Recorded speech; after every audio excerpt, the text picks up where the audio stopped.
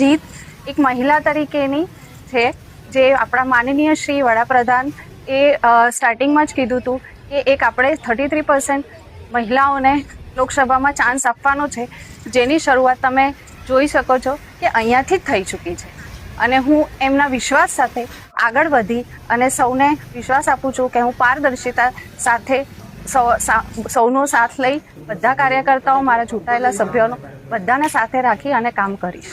અત્યારે તો જો જે મેઇન નાગરિકો આપણા અહીંયા ઉમરગામના છે, જેમની મેઇન પાણીની સમસ્યા છે કે પછી સફાઈની સમસ્યા છે, અને જે પણ કંઈ એમની સમસ્યાઓ છે એને પહેલાં આપણે સારી રીતે રજૂઆત કરી અને જલ્દીથી જલ્દી સારી રીતે પાર કરી શકીએ બધાની સાથે મળી.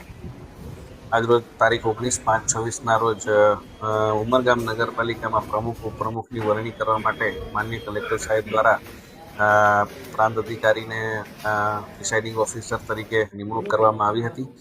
એ માટે આજે પ્રથમ સભા મળી હતી અને એની અંદર ખુશ્બુ રાજેશભાઈ જાદવ નું પ્રમુખ તરીકેનું ફોર્મ આવ્યું હતું અને એમની બહુમતી થતાં એમને પ્રમુખ તરીકે જાહેર કરવામાં આવ્યા હતા.